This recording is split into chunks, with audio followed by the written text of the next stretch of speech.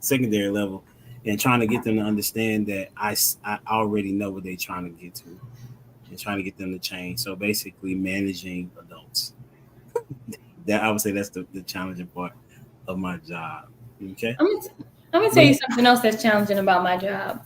One, the language barrier for real, because I work at a all Asian facility, and so getting them to understand how what I'm talking about, trying to understand what they're talking about, um, it's pretty difficult. Even I guess as a African American, some of the things that are offensive, they don't quite understand why it's offensive, and so some of the words that they use in Chinese, is very offensive for African Americans. Like I hear the word nigga every day, Oh wow. and it's hard to get them to understand how that affects me and the African Americans that work there. So it's very challenging. Every I day? was That's crazy. So Yeah, because you in Asians be saying it? yeah, because in Chinese, the word nigga means Like if we were talking and we were trying to remember something, we'd be like So every day it's like nigga, nigga, nigga every day, and you're trying to get them to understand how that could be offensive. And That Is could that be a is that challenging. a, is that a you problem or a they problem? it's a me problem and a they problem. I mean, it's a Well, it's company context. problem. Well, it's context, and they're not They're not saying nigga. They're Well, it doesn't saying matter because at that point, um, when they know that what it means, you would never know if they're meaning it in that way or not, because they Mhm. know what it means and they're saying it by you. So how would you know when they are using it in that way and when they're not? I think sometimes you got to be like he was saying, prototype was saying, like context. Like if they're using it in context towards each other, because they're speaking fast in their native dialect, that could be a thing. But if they're Well, you would addressing, never know. Like yeah, they talk about each other. They talk about yeah, certain things. You would never know if they're talking about you or they're ugh, talking about someone else. You would I think never there's know. a song out there that says like drink water and manage your business. I'm sorry. yeah.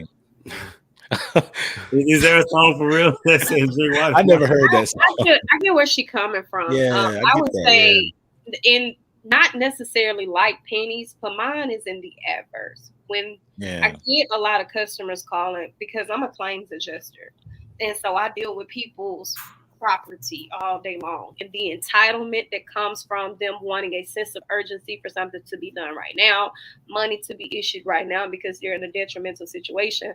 A lot of times, what I get is caught up in conversations that literally have nothing to do with my job, but their personal preferences, such as them talking about people with language barriers, or such as them already hearing my dialect and assuming who I am on the back end, or something such as them getting into current events, politics, things like that. And it's very compromising.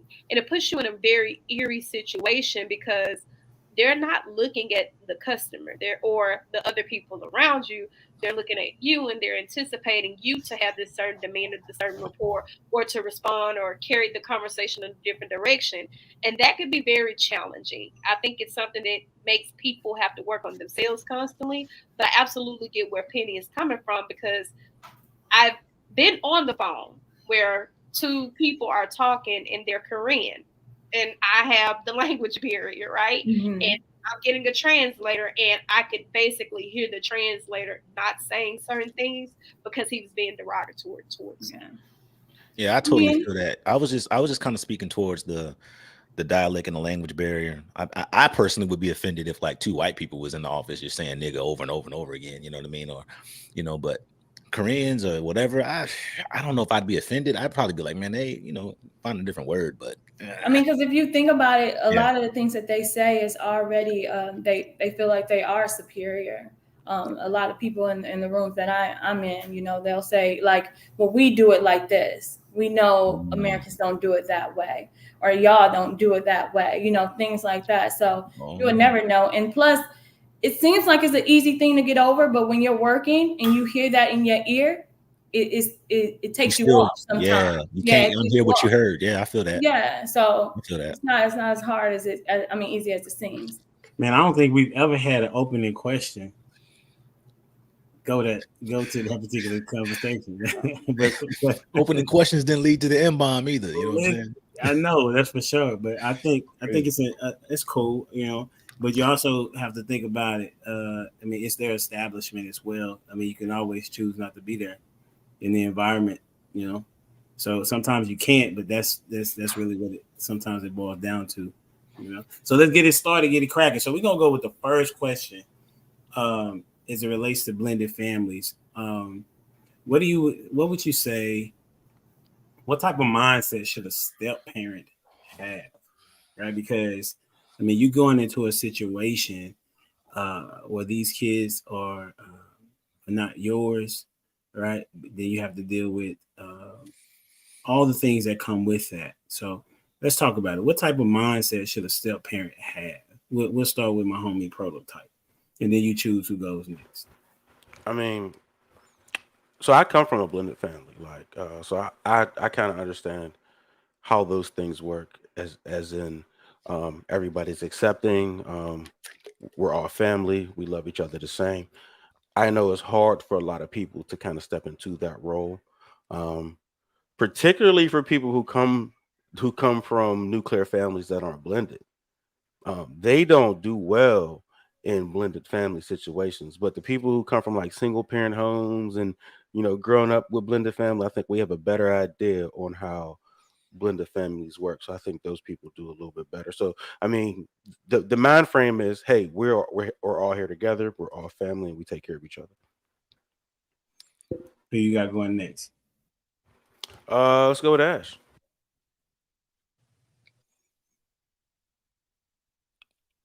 Yeah, she's still on mute, darling. I sorry, pulled it away. Anyway,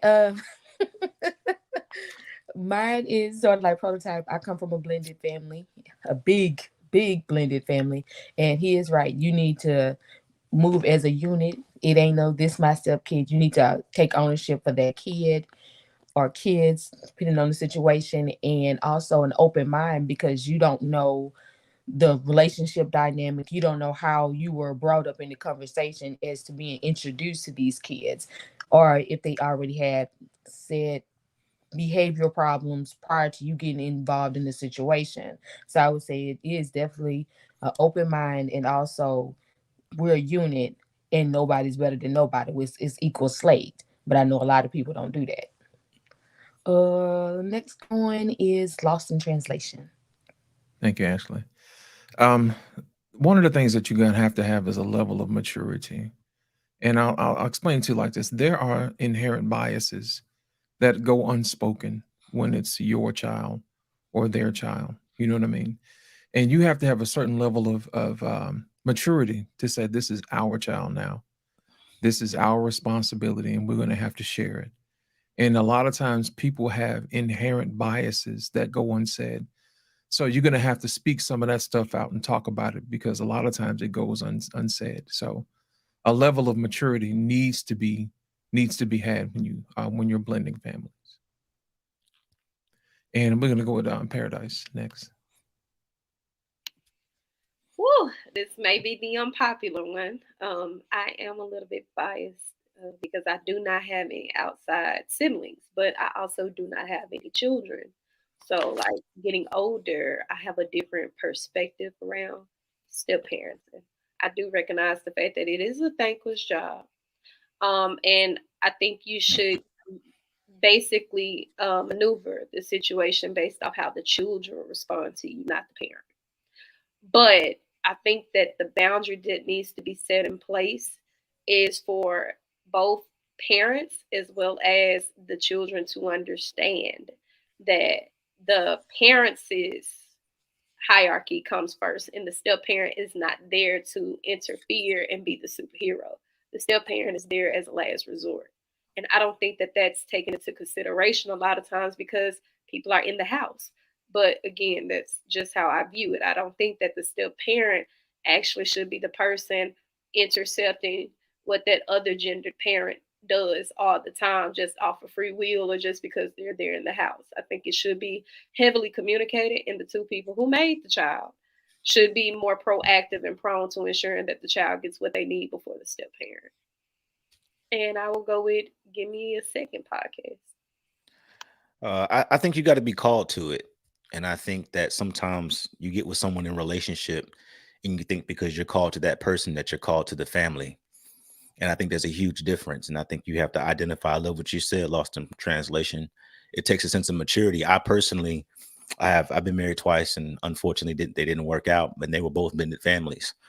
I would say the first time I wasn't mature enough for it. But then the second time, that's just the honest assessment of the fact that I just wasn't called to it. And while I enjoyed her, I had to understand that there were things that came with that situation that weren't attached to me. You know what I mean? And so in trying to usurp my masculinity, you know what I mean? I never got involved with the child like that, but I tried to get involved behind the scenes. And so when that wasn't realized, my maturity and then the fact again that I wasn't called to it really came to fruition. And so it impacted relationship, with the child and things of the such. And because I felt like it was hard to create a relationship out of a space that I wasn't leveraged from the woman that I was with. But I just think in short, you got to be called to it. I think there is a person that's called to being a bonus father or a bonus mother. And we thank God for every person that fulfills that role successfully. But if you're not called to it, then it just won't work. And of course, Miss Penny. I think for a blended family, you got to have the mind frame that you are helping the child grow to become an adult, that you are helping the growth of the family that you want to create. I also think that the discussion should be between the parents and the step parent before the child is introduced to the step parent. I feel like you three or four should be on the same page first before the child enters into a relationship with the step parent. And I feel like that should be talked out about how discipline goes, how just co-parenting should be, and the relationship. See how the relationship is between the two parents, the main parents. So I think the mind frame definitely should say that it's on the growth of the family and on the growth of the child, and to remember that it's a child of God, not a child of your current partner's ex.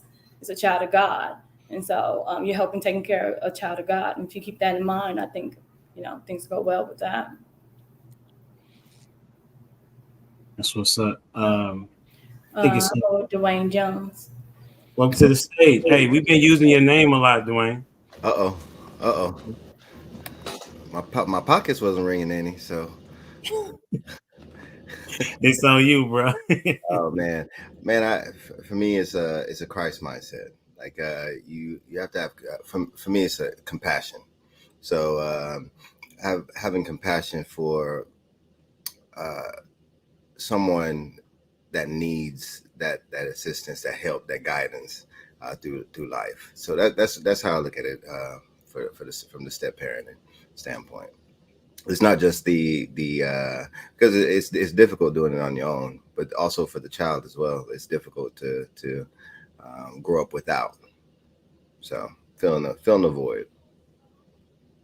It's interesting. Humble Dad, can I throw one more thing in there? Bro, it's a conversation, homie. Yeah. So when you're called to it, right? I think when when you miss that space, it's because the conversation was not had at every level prior to getting into that situation. So yeah, you talked about everything under the sun, but the kids that were involved. And so I believe that that's a conversation that has to be had directly, intentionally, and it has to be about the child at the end of the day. If you got children involved, and if you're in a relationship and your children aren't at the top of the conversation, or at least the second part after I got to know your name, then your priorities are in the wrong order when you're in that relationship anyways.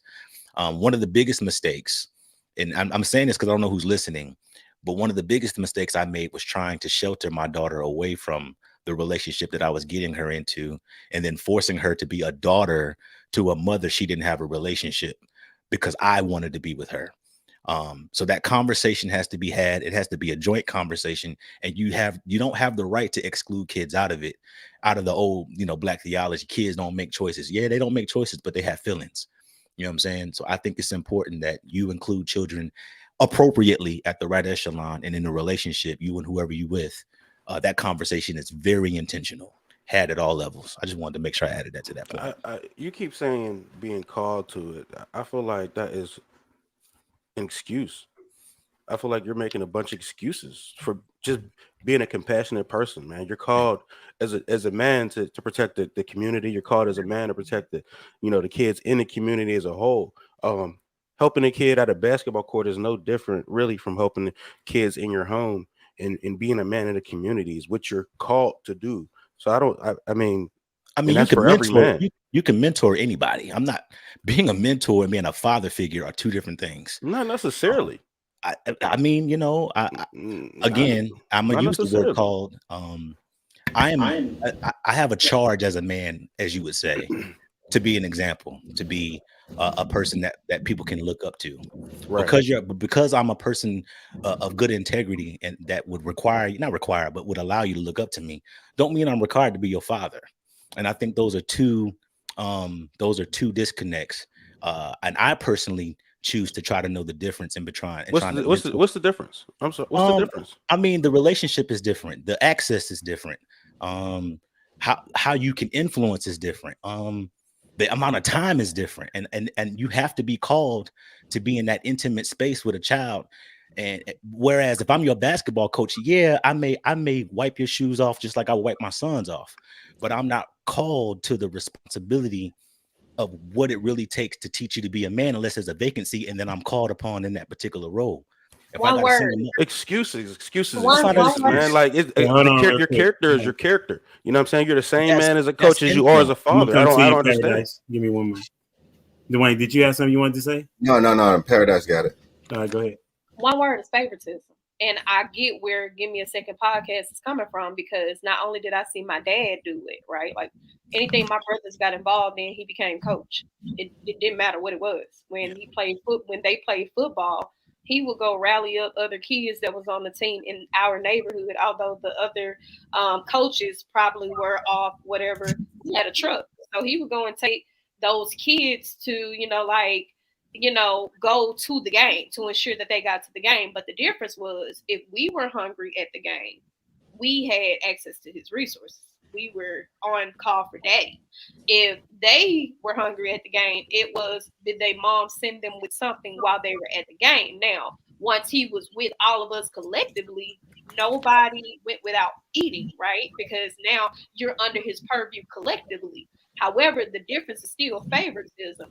If those other children's parents allowed to do something, he intercepted and said, you know what, I can't make that call for them, but I can make that call for y'all. You don't get to do that. And I think the difference is, when you're carrying yourself as a certain type of character, right?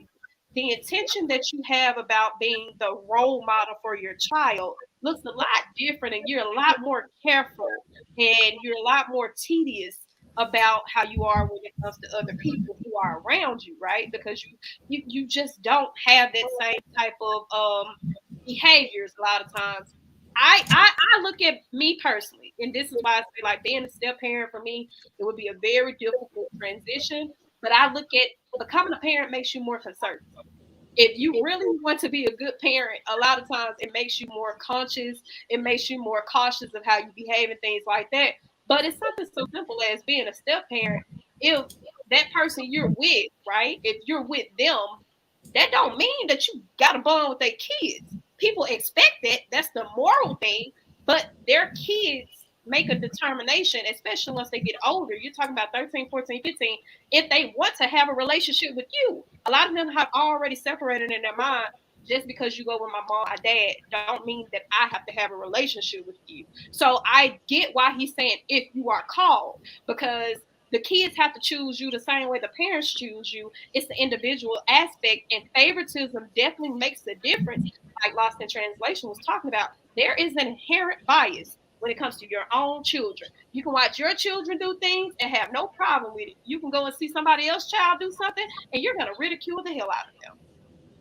The other thing, one more thing, I promise you, and I'm done here. I'm a mentor to everybody, but my son is called to my seed. And I'm talking about my inheritance. And that's going to always be the difference.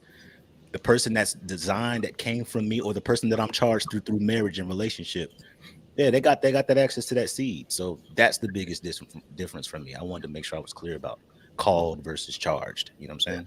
And I got something to add to this. So I was having an interesting conversation with my little brother last night, and he was talking about how he wants to be involved in the community. And as soon as he started talking, he was talking about coaching his daughter's soccer team so he could get closer to her and stuff like that, outside the home. And I was thinking, I had to pause him, and I went and I looked up the definition of community while we were in that conversation. And community, one of the definitions is a group of people living together in one place, especially one practicing common ownership. So even in that, living in a common place, it's the same thing as like neighbor. Like the Bible says, love your neighbor. Your closest neighbor in your marriage is your wife. Right. So in the same thing as for community, it's like you have your own community within inside of your household. And then it branches out to your neighbor, your block, your city, your state. So as for a community from that standpoint, yeah, I can see that. But the closest one is in your household. That's good. Did anybody else have something to add to that? Because it seems like we are kind of saying similar things but different. Like it's a matter of perspective, or kind of like how have you lived your life thus far? That's what I it kind would of. say this. I hear selfish and To unselfish. to me, it's more or less. It's not. It's more of the direction of the children because y'all know I'm a single parent, but when my friends and anybody kids come around, let's just say we were all somewhere. I'm gonna step in and take care of the kids while y'all do whatever y'all do. That's just me. And I'm guessing I can see where Give Me a Second podcast is coming from when you call to it and step to it. I'm always there. Like I'm always sis, I'm always auntie or cousin because I'm gonna take ownership of that road. I'm gonna make sure the kids fed, make sure the kids are good, make sure they're safe. That's my thing. That's what I do. Because to me, I just feel like step parent to me wouldn't be that bad. It'll be a little work, but it wouldn't be that bad. It's just how you govern yourself and how you feel about children. Because some people have kids and they really just don't care. You know, they don't care to make sure their child is introduced to the new spouse or introduced to the other children in that household. And that's where the actual disconnect come from. And I can see where paradise is coming from with the favoritism. Because if you're in a household, dad is in a household with a woman that has a child over there, well, into my child's eye, that's going to look like it's favoritism because you're over there spending time and not coming over here and spending time. So I can get where they're going with it, but at the same time, as Prototype said, it's about being an adult. You need to break it down and come over here and get some introducing going on so we can work together so everybody can understand we all on the same page.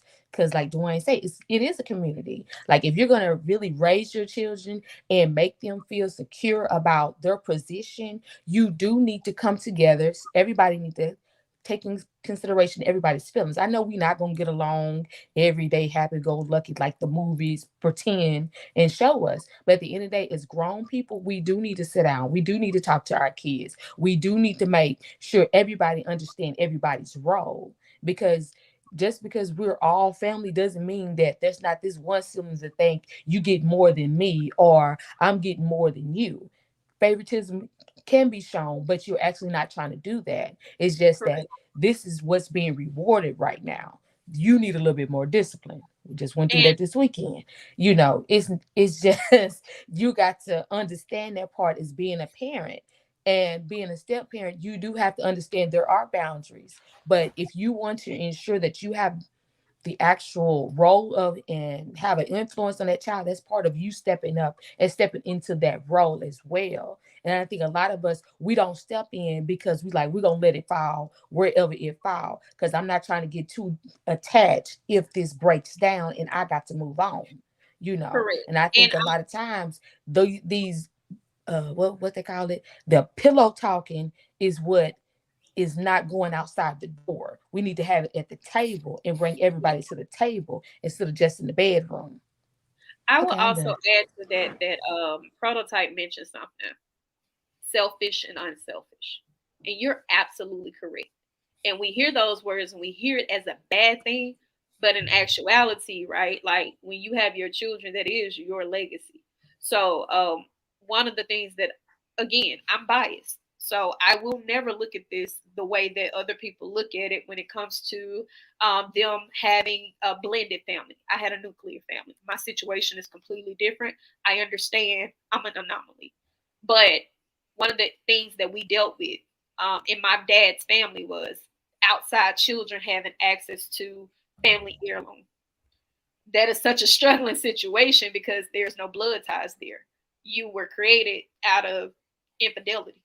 And this not even, this ain't even no step kids. This is like they're actually, related. They share a parent. They share an outside parent. So there's no real blended nothing. There is, three whole children over here, and they have access to something that their name isn't even attached to. And to watch that family struggle when you're talking about keeping something in the family, or you're talking about something that your children can pride in, this is where the selfishness and the biasness come in. And I think we look at those things as such a terrible thing, but like Ash said, a lot of times we need to put the stuff on the table, because that to me goes under the generational curses of sweeping stuff under the rug, where these children need to know, yes, you guys are family. We brought you together. We created you separately, but we're bringing you together for a greater purpose now, because the love that we have for each other overshadows everything else. And that doesn't mean we love you differently. However, you have to understand that you have more than one family now. And your access to your extended family looks a lot different than your access to your immediate family. And until we're having those conversations, the art of knowing, blended families is always going to be very difficult for people to mitigate, because nobody wants to actually say, sometimes your kids have personalities that your spouse don't like, right? People don't want to say that. Sometimes your spouse got a personality that your kids don't like. But we here for the greater good. We here to make it work.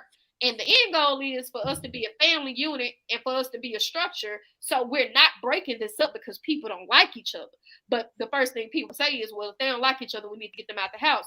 That may not always be the answer. Maybe sometimes it's sitting in the back talking because you were called to be this person's spouse. You just weren't called the parent for this person. Eventually, they have to leave the nest too. Eventually, they have to go on.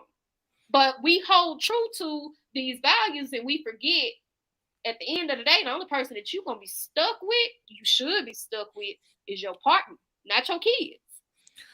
I know too many people in the blended family world that liked each other but never met their children. And they ended up being bad influences on those kids. And if those kids are the priority, as they should be, that's why I said that the children should be introduced extremely early. I mean, and I get the whole safeguard thing. I don't want to introduce, 5 and 6 men to my children or whatever. Well, you need to be very delicate when you have children. Period. It ain't about I need to safeguard. No, I need to know up front, because I'm not going to go into the lifehood of a relationship. I'm going to be with you 3 and 6 months, 9 months, and you just now meeting my kid. Now we're going to have a problem if there's no compatibility there. But prototype, I need you to go back real quick, because you talk about the word I use, called, and I want to make sure that you understand that if I decide to be in a relationship, I do decide to be called, at least for that season, hopefully for an eternity, but at least for that season. But I'm not called to the neighborhood. You know what I'm saying? I'm an example to the neighborhood, but I am not called to the streets. You know what I mean? And so if I see a young man or a young woman in my sphere of influence, out of abundance of wisdom, yeah, I'm going to give them that tutelage and that guidance, and it's up for them to hear.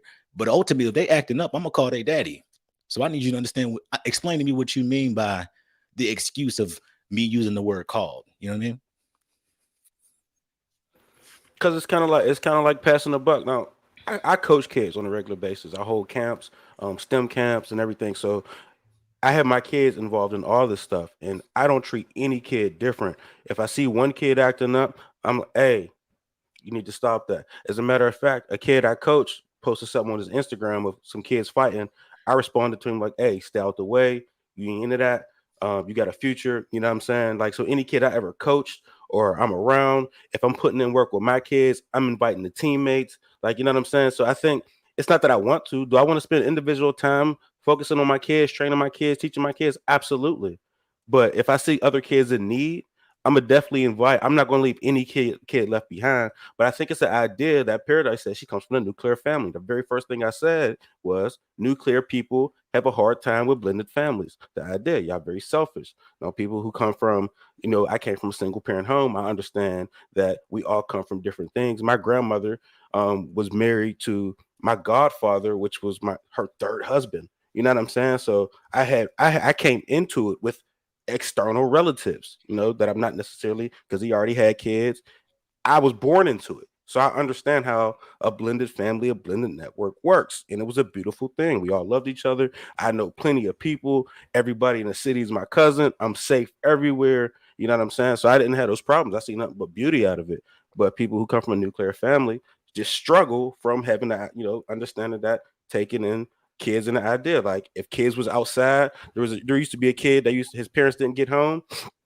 um when my daughter got home, so I'll make sure I'll bring that kid into the house. Like, hey, here's some s'mores. You need help with your homework until your mom and dad get home. Blah blah blah. I had my neighbor's number. It's a community thing, and all men are called to it. Saying that, oh, I'm not called to the neighborhood is false. God called you to that. That's your purpose as a man. You know what I'm saying? I mean, but you can pass it if you want to. I'm That's saying just I'm you. not That's called to that's a father fault on the your neighborhood. character.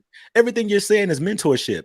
I never said nothing about not being a mentor. It's the same thing. But I'ma Mentorship, tell you, fatherhood. The only thing different is the amount of access. You know what and I'm I saying? said But your that. character is your character. I You said know what I'm saying? access was the So, difference. That's exactly what I said. Did I not use the word access, y'all? but you keep saying called. So when you say called, it's saying that I'm like, this So, is hey, something listen, that's only placed on me as a if coach, I'm called, and you can pass the buck on it. Like, oh, I'm not called. No, I'm gonna say, your duty as a man is to your community, to so your house, to your community, and to the world. That's your duty as a man. coach the Period. hell out of my son. I appreciate I that. do. I do hear a little projecting it, and I don't mean this in a negative way, but you can tell there is a passion there, and that's the reason there is a degree of separation because you already inherently was born into it. So the idea is insinuating that I don't share that same type of sentiment. I actually do. I have a very good idea of community. My dad took in my cousin who is 9 years older than me, and he raised him. That he was there in the house.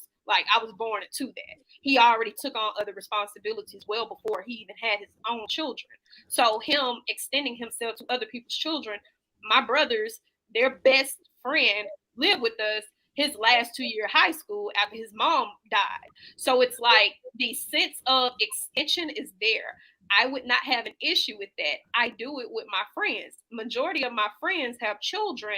So when you're saying, hey, I'm extending myself, I'm making myself present and privy for this, we need help, right? That's it, the basis of it. We need help. You control how you conduct yourself around children that you care about. You control how you conduct yourself around kids that potentially may need somebody to believe in them.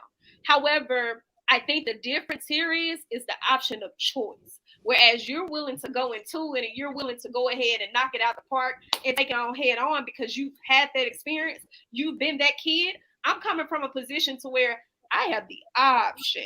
I have the option, not just because I come from a nuclear family. I have the option because I'm a single woman now who has watched other people go through it. I've seen my best friend struggle with her mom dating a man that she didn't necessarily care for. I've watched it. And then her sibling came and they still ended up family.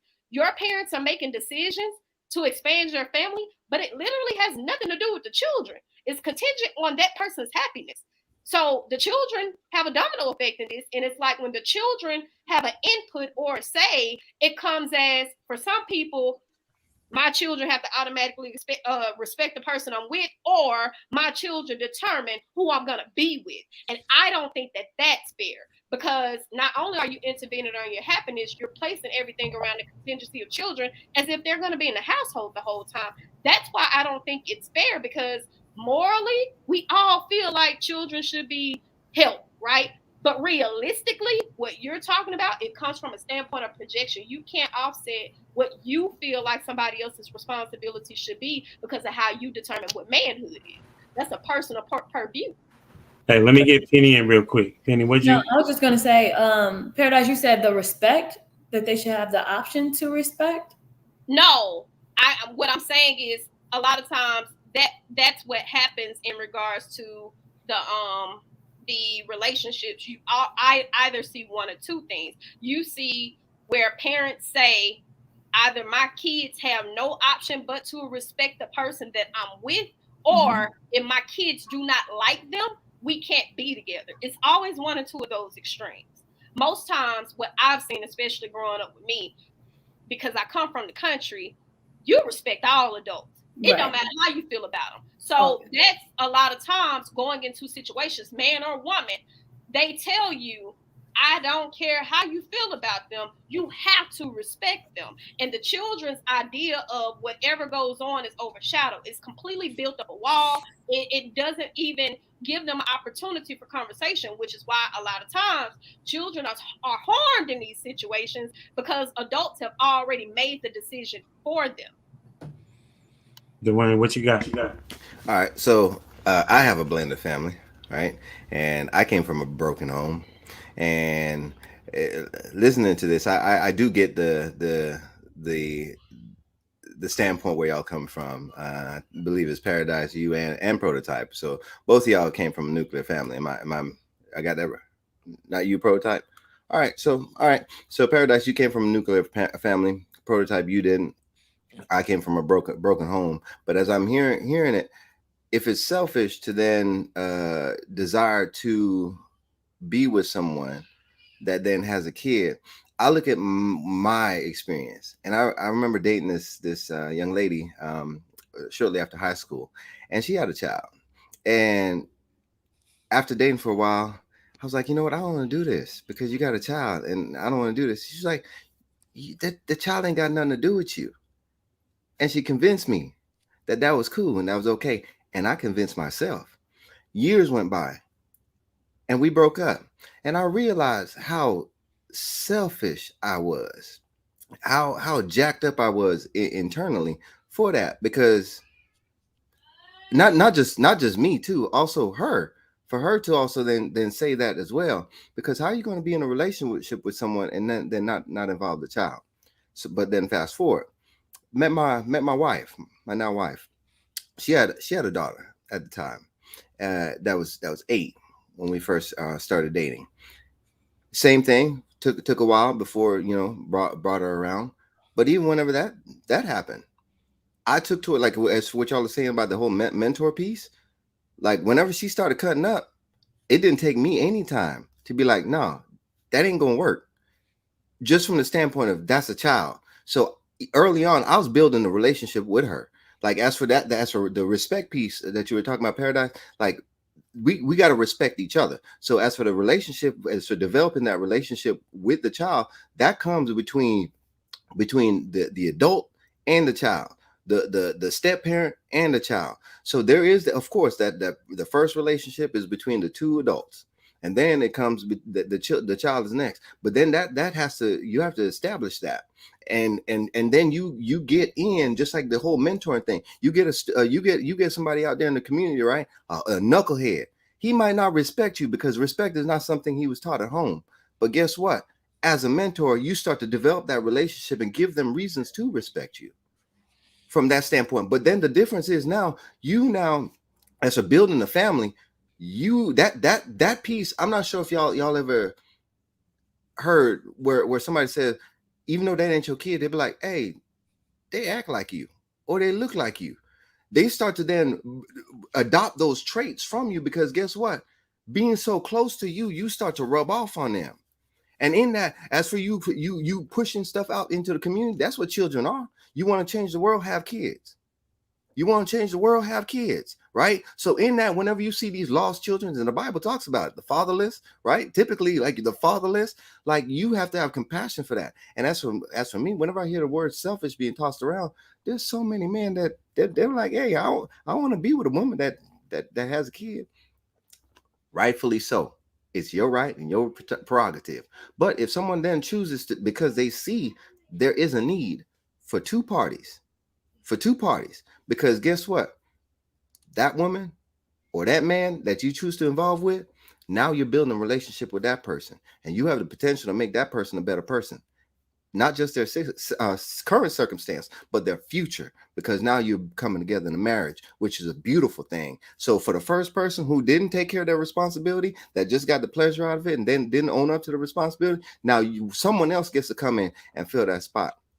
And that's how I look at it. And I think that from my standpoint, I don't see nothing selfish in that.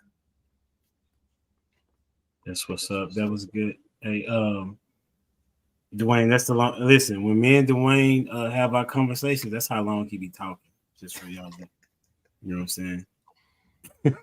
Hey, it's been good. Okay, so we're gonna go to the next topic. You know, and it's somewhere along the lines of talking about the kids, and I'm interested to see your take on. You know, y'all talked about is the kid going to be a determining factor in the relationship of the two people, right? What does that look like? But more importantly, I probably may come back to that question, but I'm gonna ask this question like this: how does the step parent build an emotional connection? How does the step parent build an emotional connection? Because some of you all said that it may not be that they would need to even build one, but then another person said, well, that's a part of being in the community. Another person said it's a part of being a mentor. It's also a part of being, as far as being a father, it's a part of your role to embrace the kid. So I want to know what your thoughts are on how does a step parent build an emotional connection? What are some tools that you would give them? We'll start with you, Lost in Translation. Thank you, Alma Dad.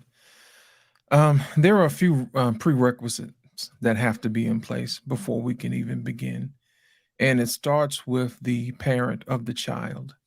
The parent of the child needs to transfer power to the person who's not the parent, because kids are not going to respect somebody that they don't have to. You see what I'm saying?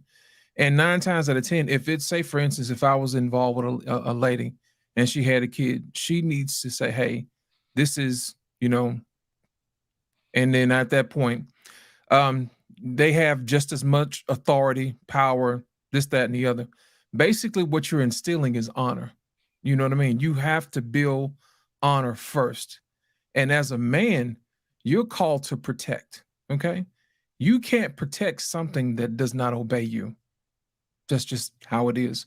We had a whole entire conversation about this last week. And you need that person to be able to honor you so they can listen to you. I don't know if you ever noticed it or not, but people who don't honor other people are not going to listen to them. There's an old saying that says, a man convinced against his will is of the same opinion still. They're not going to listen to you if they don't have an opportunity to honor you. Now, with that being said, once that honor has been built, then trust can be built. And at that point, then a relationship can be built. It has to be done in layers, because if you don't, you're going to miss a piece. You know what I mean? What's the point of telling somebody, hey, you know, this person has just as much authority as I do, but you talk to them any old kind of way. And then they see that. You see what I'm saying? You can't do that. And then at the same time, you can't put somebody else above your child and say, hey, look, you know, this person comes before you, because the child's not going to trust you at this point. You know what I mean? The child's going to be like, you're charged. You're my parent. That's how the child's going to look at it. So from all angles, you have to make sure that you handle situations like this delicately. You know what I mean? You got to look at the angle of the parent, who's actually the birth parent, the person who's stepping in, who's the step parent, and you also have to take accountability of the child. But at the end of the day, as the man, you're responsible. If you're going to be involved in this situation, if you're married, there needs to be a transference of power. There also needs to be an understanding.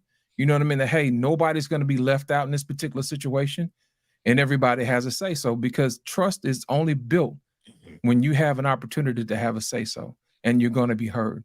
Because if you're not going to be heard, people are not going to trust you, and then people are not going to listen, and you're not going to build a bond, and you can't protect people, and it becomes a whole huge mess.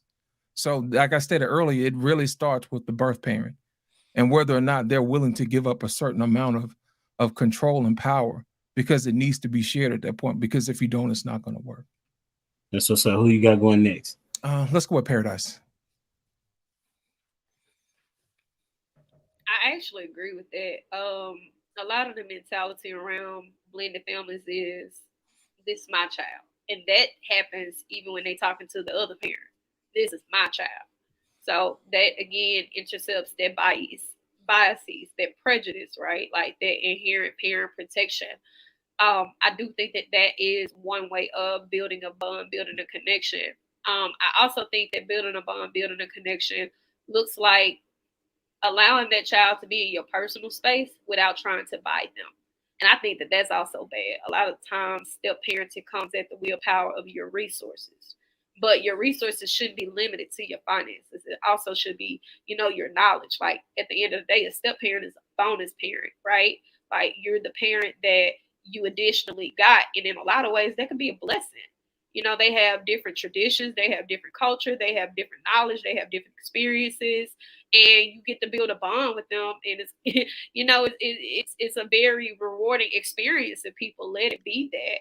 However, I think that again, those two things, right? Like showing up for that child when they having something important going on, letting them know that you care about them the same way that they real parent, their biological parent care about them.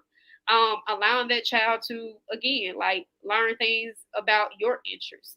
A lot of times there's a degree of separation there because people are trading the fence. They're trying not to be disrespectful. They're trying not to create conflict or bias in between them and the parent and them and the other parent and them and the child. It's a lot of eggshells in that particular situation until they've been around for quite some time. So I think that that's a couple ways. The parent does need to relinquish power, right? Let your guard down because that shows you're actually serious about the relationship and you're willing to accept the help. If you can accept them being disciplined, if you can accept them, if you can accept the finances, you should be able to accept them being disciplined, right? Because morally, you may not look at things the same way, but that happens when you have children. The way that you ridicule is not going to be the way that your partner ridicules or deems something justifiable. Allowing them to provide alternatives, and allowing them the safe space to be able to intercept and be that other additional parent that you want them to be. And you can't do it conditionally because a lot of times people want the role model, but they want to pick and choose how they want that role model. And that's very unfair, not only to the child, but to the other person because now you're intercepting and you're dividing the actual experience that they could have. It's only so much that you can do to bring them together because they're not blood. So when you have that other parent that's there that's putting limitations on how they can bond, that is a very frustrating situation. And again, it really doesn't matter if it's just simply them spending time together, being happy, buying stuff, Christmas or whatever, or them having to sit down, have a hard conversation about discipline. That's what's up. Who you got going next?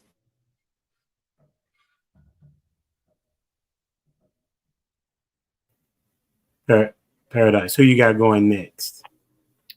Penny. Well, I'm sorry. Let's do Dwayne. Penny's not there. Yeah, I'd agree with both what y'all both said. Um, it is important to also meet the child where they're at. And I do photography, and one of my favorite subjects to shoot are children, right? Because you hop on the scene, right? They don't know you, right? And you got to build that rapport with them. And it's amazing because at first, they latch on to their parents, right? And then, all right, it's time to go. It's showtime. And then you get them to crack. And once they crack, right, you then get to see that personality. You start to see who they really are. You then they start to open up and expose themselves to you. And I enjoy that. So that's the approach I look at it as well. I don't force myself on them. I allow being genuine to allow them to then open up to me, and then the same thing in that exchange. So that's how I look at it. That's the same thing for relationships. You meet somebody in a particular space, and then you get to jiving. So that to me is how, as for being that building that emotional relationship. But whenever it's real close like that, you meet them where they're at, you get involved in what they're interested in, and then hey, it meshes. But I will then say this too. They have the ability to stiff arm the dog mess out you. Oh boy, and that'd be the one of the best ones. You ain't my daddy. Quick to pull that card, right? You ain't my mama. Quick to pull that card because guess what? It's a fact. It's a fact. But then they want to use that as for, hey, keep your distance. Like back up. So, hey, both has a role to play. Some parents don't want to be. Some step parents don't want to be involved like that. Some stepchildren, they don't want to be involved like that because that's how they keep that control. Prototype, what you got on it? If you could rethink my analogy of the bank, right? Of making those deposits so you could pull out later. You know what I'm saying? So it's time. You spend time, but effective time. You know what I'm saying? And over time, you show somebody you care about them, right? You're making those deposits, and then in return, when it's time for you to tell that kid, hey, take out the trash. Well, you already made these deposits. Sure. You fed me how many spaghetti meals? How many this? Like, you know what I'm saying? We done hung out, we done shot the ball at the hoop court. Like, you know what I'm saying? It's time. It's time deposits, and when it's time to withdraw, you can withdraw. The only problem is people try to withdraw when they ain't made no deposits. You know what I'm saying? And that's where you get that pushback. So keep it that simple. That's dope. That was good. That's Who dope. you got going next, Proto? I guess give me a second. He's the only one left, right? Ash got it. Yeah. Oh, Ash. Okay. Go ahead, Ash. Okay, y'all done took everything, so I don't know what to tell y'all.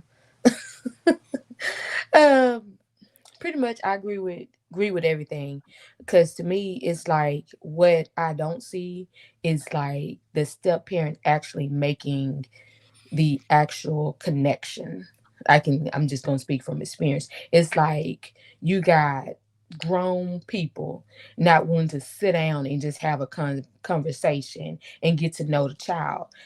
Children are their own people. When they go in their room, you see them. You see it from the art that they have on the wall, or you see it by the clothes, the hairstyle. You see them. But as a step parent, you don't want to take that time out. It's like, well, if they don't make an effort, I'm not gonna make an effort. But if you're not making an effort, how are you gonna connect with somebody? But then you want them to respect you. My thing is, if you're going to play the role, you're going to step in, you need to step in wholeheartedly. Yeah, it's going to be days that the kid don't want to deal with you. It's days my kids don't want to deal with me. But hey, it is what it is. As a parent, I still got to show up, whether I'm happy, mad, sad, or angry. And that's the same thing goes with that kid. And a lot of times you see people like, oh, okay, you got attitude. Let me step back. No. Where the attitude coming from? Let's talk about this. What led to this? Because I think a lot of it is that we don't want to value the kid actual opinion and their feelings at that time, because sometimes you can say something that you don't mean to hurt their feelings, but it does. It hit them. It hit a tender spot, and it's not what you're going for. And sometimes you may need to redirect or say, hey, let's cool off, let's revisit this conversation and see what's going on. It's just being an adult and understanding that sometimes you do have to go into the child's space in order to get that child to come to your space. Because I think a lot of times is we put these barriers around, oh, I'm an adult, you're a child, stay in a child place. No, because if my adult actions is having a negative or an adverse effect on you, I need to know this, because sometimes I'm acting in my role as an adult and I'm moving forward and not thinking about you. And that's the way I look at step parent. Like, you're over there having a good time with the dad or the mom, but you're not considering what's going on with the child. You know what I'm saying? Because you're setting up a boundary, and it's more or less, oh, you're taking my dad from me. You're taking time that I have. Or my dad's over there spending time with your kids and making these memories that I want. You're instilling hate and jealousy. And a lot of times we don't come back and visit those particular feelings. And that's where we get the miscommunication. And also that's where when we have these funerals, or when somebody big in the family dies on either other side, you bring the kids and everybody don't know nothing. Or we wonder why this kid is sitting over there, like, why I'm here. This is just another day at work, because ain't nothing been going on. But then you got the step parent over there trying to hug them and, oh, it should have been me, Lord. No. Let's not do this. What do you want? What you need? But we don't do that. We don't come together and try to actually bond the child in. It's like we're bonded, but we're not bonding you with the child. It's just like, I'm here, I'm present. What you gonna do about it? And you don't really see how that child feels about that, because with my oldest, she already told me that's a no go for her. We ain't got no daddy. We ain't getting no stepdaddy. Don't even think about it. So, okay. But if it were to come down to that point, we would have to work that in because this has been our situation. It's just been us. And a lot of times that if you do want to introduce somebody, you got to do it slowly. You know what I'm saying? Because she's not only going to be dealing with what I'm bringing in, but then you got to deal with the fact is my dad is not here. Why I got to look at you? You know what I'm saying? Or you can't tell me that. My dad don't tell me that. Why? What make you think you can? You have to come in and try to mediate, but also not dictate that to where you're in favoritism of the child, because the child can be wrong. I'm gonna tell you, my show can be wrong, okay? But at the same time, it's like we need to make sure that these children know that as adults, we do want relationships, we do want love, we do want this. But at the same time, when you're stepping in and you are the step parent, is what it is in the definition. You got to step in wholeheartedly and sometimes reach out to that child because you don't know the dynamics of the walls that child has put up. That's so We're gonna sad. go with. Give me a second. Okay, yeah. My dad gave me some advice about 8 years ago. He said you got to let it happen naturally. You can't rush the pace on what that looks like. And you got to understand that presence and consistency is the biggest form of currency as a co-parent, as a bonus parent.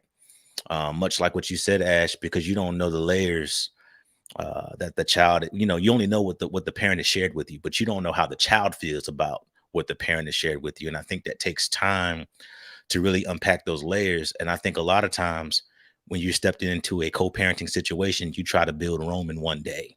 You try to be super dad in one day. You try to be, you try to fix all the discipline problems in one day when an element of consistency or element of presence can go a long way in the foundational construct of how that child is able to kind of traverse in the relationship as you all are kind of coming together.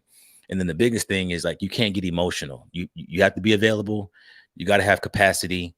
You got to have empathy, but you can't be emotional because there are some times where if you don't have your emotions in check, while you're trying to build that emotional connection, you could feel rejected, and that can turn into a form of resentment if you don't have your emotions in check. You could say, "Oh, I'm doing everything I possibly can to be this great father, to be this great leader. I'm good to your mama.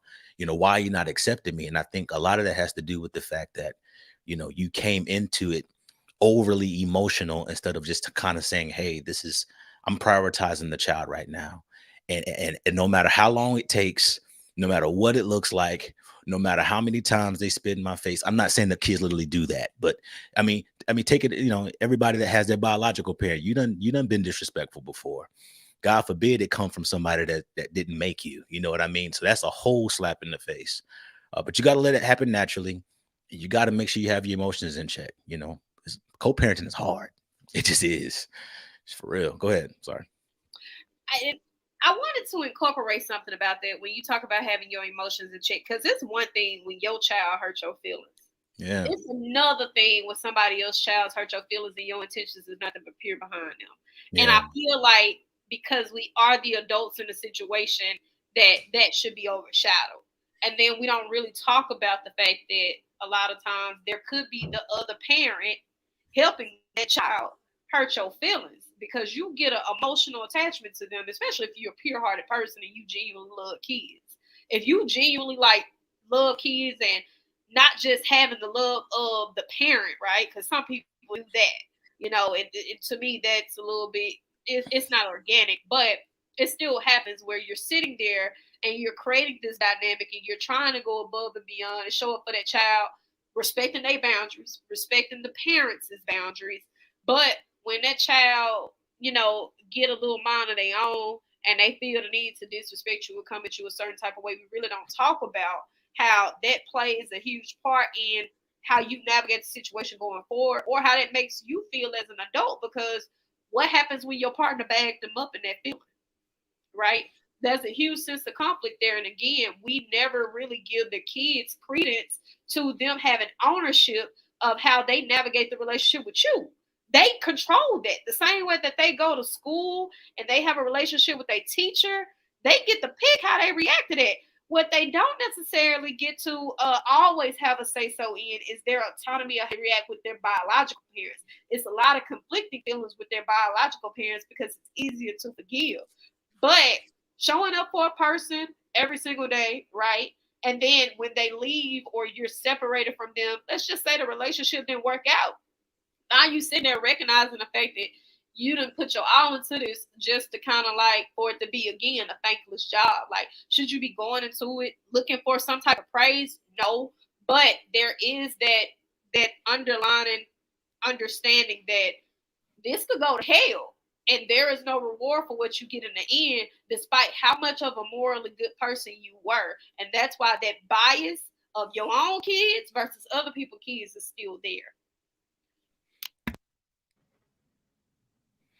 You're on mute for a reason. Hey, Penny, what you got on it? Did you know what the question was? No, but I would say I think it was like emotional connection. How do you build emotional connection? Yes. I don't know what's the right or wrong answer to that because I've never seen it play all the way through. As far as like I've dated somebody with children, but I've never seen them grow up. And I've also I've said on the podcast a lot of times. I've helped I helped my ex raise his sister's kids for about a year and a half. And it was a 7-year-old, a 5-year-old, and a 2 and a 3-year-old. And I had them for a year and a half. And basically, I think that emotional connection, it did come quickly. It didn't, it's not something that I had to like, simmer on, or I had to take my time patiently with, because you're with those children every day. And so you're making those sacrifices, you're spending that time, you're spending your time with those kids every day. So it wasn't something that I had to kind of simmer down on. I had to really see where their parents were lacking quickly and see how I could help fill that void with those children.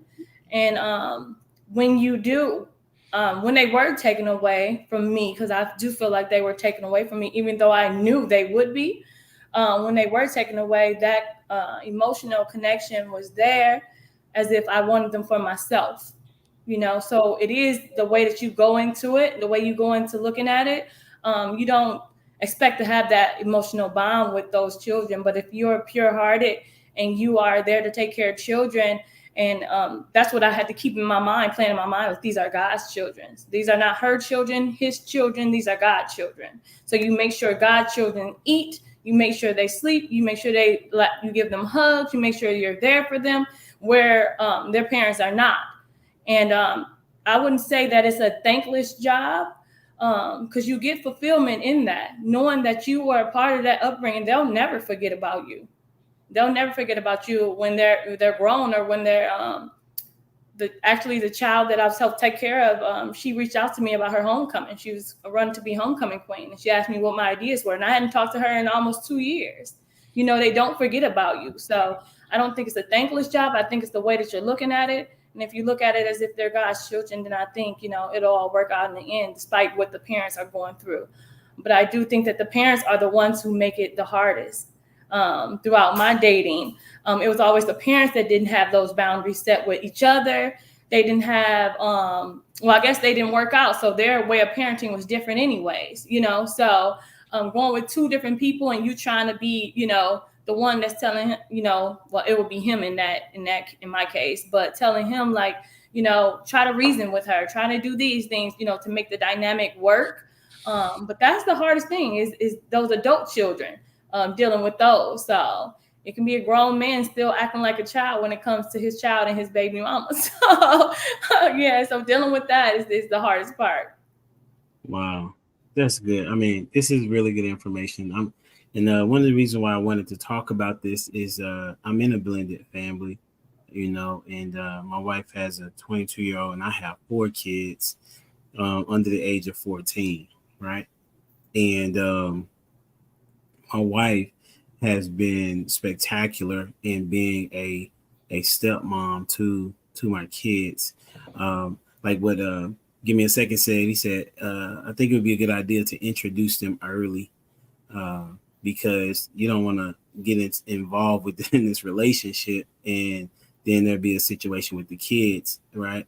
Not that the kid is going to determine everything, but if there's not a smooth enough transition, it doesn't make any sense to go further.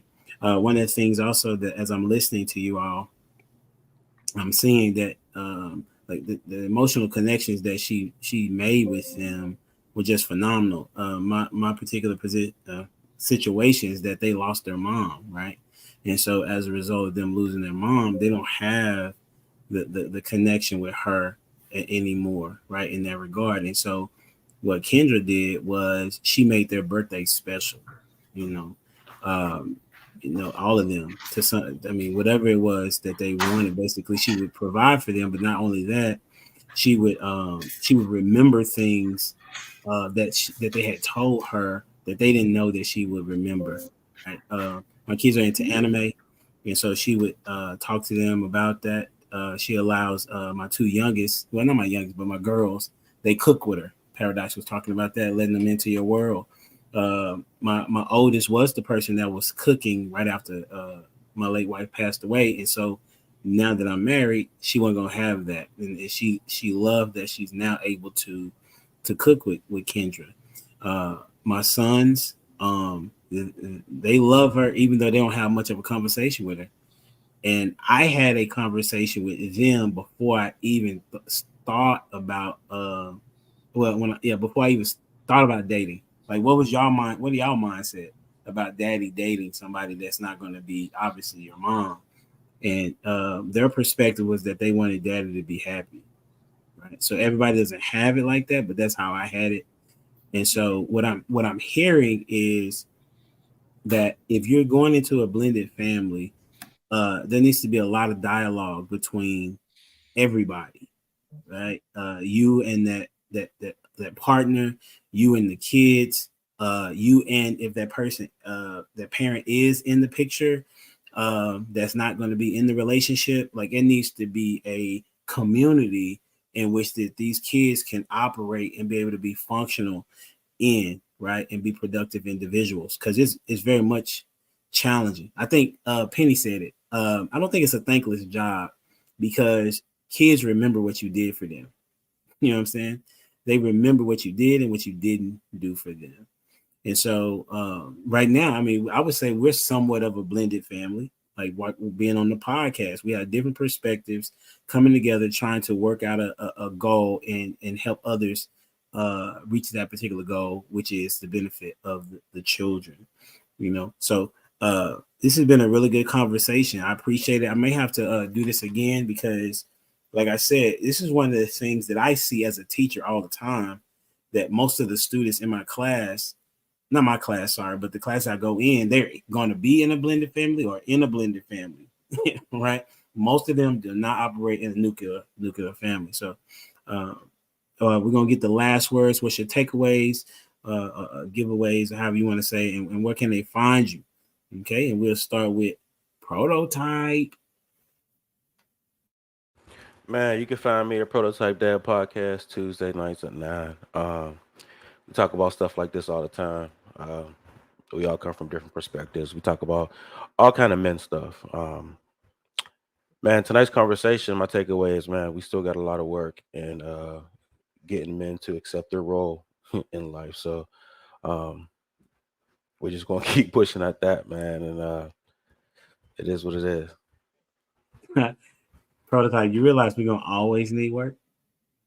Like that's just the nature of until we meet our maker. That's what a prototype is, right? It's an unfinished product. Yeah, But you it's are an the prototype. example. That's what's up. Penny, on you.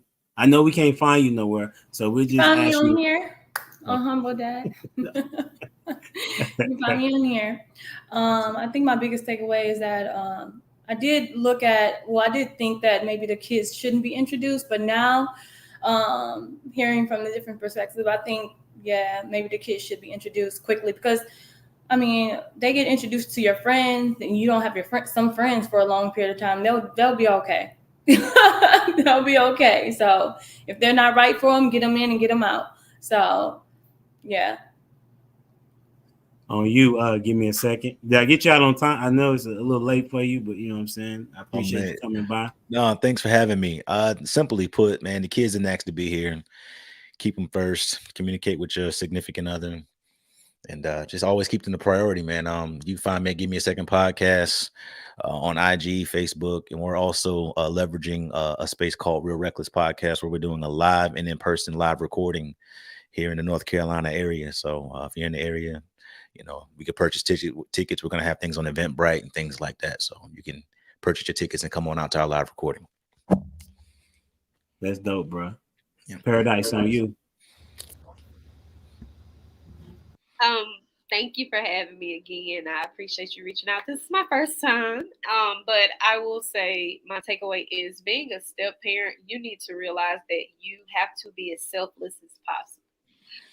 Even if you have children of your own, you have to be as selfless as possible. However, you can do that with reaffirming and inserting boundaries, so that you don't feel like that you're being taken advantage of. And of course, people can find me several places on TikTok at _Paradise Paris 1, on Instagram and Facebook at Paradise Paris, on Twitter at _Paradise Paris 1, and of course here on YouTube at Just Landed in Paris. I live stream every Wednesday, and then of course I'm on the Lapeep Network every Thursday evening. That's a dope name, by the way. Just Landed in Paris. I just want to say that's a dope name. That's a crazy name. I like that. That's dope. That's what's up. Hey, Lost in Translation, on you, homie. Thank you, sir. Humble Dad, once again, thank you for allowing me to come to the podcast once again. My takeaway from this particular situation is making sure that honor is the call to order from parents and children, because honor establishes direction. And if you have a direction, then you'll know exactly where you're going. That works with any relationship, blended or not blended.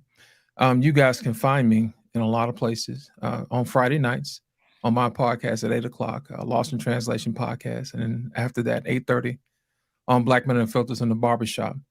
Then on Sunday, you can find me as hosting Sir Hell Speaks Super Sunday. And then, of course, you can find me here on Monday on Humble Dads, and also on Tuesday on Black Men and Filters Network on Talk That Talk Tuesday. And also you can find me on Instagram at Lost in Translation podcast _ between each words. That's what I'm talking about. You just everywhere. Indeed. Oh, I need to step my podcast Tuesday, game up. Wednesday. Right. I need to step my game up. Go ahead, translation. Hey, when you good, they want you. You know what I'm saying? Ash, on you. Okay, my takeaway is basically accept these children. If you're gonna be there, but you got to be there wholeheartedly. Like, you can't go in with set boundaries, because those set boundaries may not work for that child. It goes back to what I was saying about the walls that is built up from the other parents or the parents' action. So I definitely would take away everybody. If you're gonna be involved, everybody's opinion matter, everybody's feelings matter. We can't treat these kids like they don't matter and put them in the back burner and say, hey, welcome to the table, eat, get out, grown folks talking. You know, you can find me at 360.diva on Instagram, and here when I cooperate. That's it. Last but not least, my homie, my friend. Hey, on you, Dwayne. Oh man, I learned do not use the word call around prototype without a bulletproof vest on, a neck brace, nothing. Don't say you're calling in to work. Don't say roll call. Don't say Call of Duty. Don't say nothing about call. All right. I'm a quick study prototype. I got you. Oh man, no. I'll say my takeaway. I did learn something. I did learn there's a different perspective from those who are brought up in a nuclear family. As for like what they as for the difference in desires or choices. I'll put it like that. I haven't thought about it from that perspective. So that was interesting to hear, and I appreciate that. You can find me on Monday nights whenever my computer's cooperating. whenever I'm able to get dinner out on time here on HD. Appreciate you again, HD, for having me tonight. Appreciate that. And you can also bro, this wouldn't happen if it weren't for you. You know what I'm saying? You're the one that said, let's do it. Hey, so that's why we're here. I don't want that shine. I don't want that shine. That's all you, man. Well, it's too late. You know what I'm saying? For all those that are out there, make sure you like, share, subscribe to the channel. And my biggest takeaway is that the community is the community. You know what I'm saying? Whatever you need to do, whatever you called to do or not called to do, then you need to do that. You know what I'm saying? And once again, I got the dopest show on YouTube. That's just my take. Listen, I'm going to be like Dion. I'm going to just speak it. You know what I'm saying? No matter what you say, that's what I say. And until next time, we out here. Deuces. All right, people. Y'all have a good one.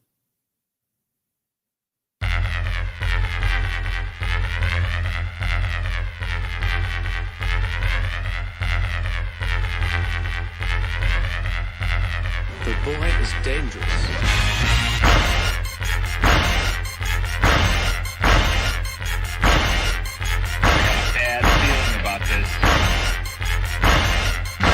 Seem to understand something.